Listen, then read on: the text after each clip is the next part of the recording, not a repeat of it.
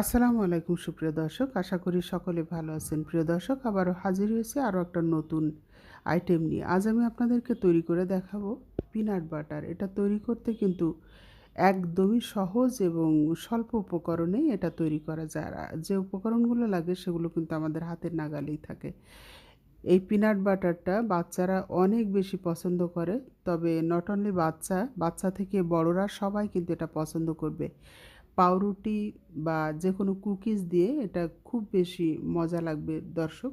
চলুন মূল রেসিপিতে যাওয়া যাক। আমি এখানে বাদাম নিয়ে নিয়েছি, চীনাবাদাম ভাজা, খোসা ছড়ানো দেখতে পাচ্ছেন। তো প্রথমে আমি বাদামটা গুঁড়ো করে নিচ্ছি ব্লেন্ডারে।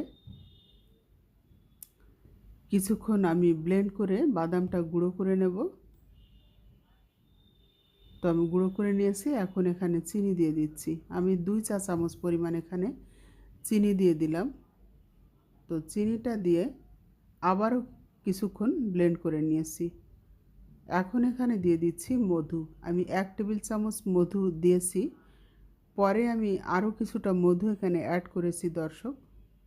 তো আর কিছুটা লবণ দিয়েছি, সামান্য লবণ স্বাদ মতো দিয়ে আমি ব্লেন্ড করে নিয়েছি। এখন আবারও নামিয়ে নিয়েছি আর এখানে আমি তেল দিয়ে দিচ্ছি। সানফ্লাওয়ার অয়েলটা দিয়েছি, আপনারা চাইলে সয়াবিনও দিতে পারেন, কোনো সমস্যা না। আর বাদাম থেকে তো একটা তেল বের হয়, আমরা সবাই জানি। তবে ব্লেন্ড করার সময় আমি কিন্তু এখানে 3 টেবিল চামচ পরিমাণ বা কম বেশি হতে পারে, আমি এখানে পানি অ্যাড করেছি দর্শক। আর আমার পিনাট বাটারটা চমৎকারভাবে হয়ে গেছে।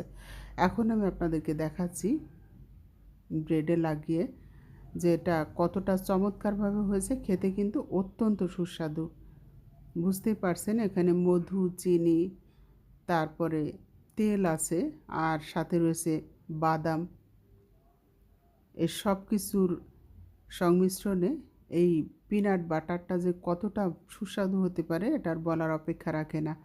আর এই পিনাট বাটারটা আপনি বাজার থেকে কিনতে গেলে বেশ টাকা দিয়ে আপনাকে কিনতে হবে। তো আমার চমৎকারভাবে পিনাট বাটারটা তৈরি হয়ে গেছে দর্শক। চাইলে আপনারা সেমভাবে এই বাটারটা তৈরি করে নিতে পারেন।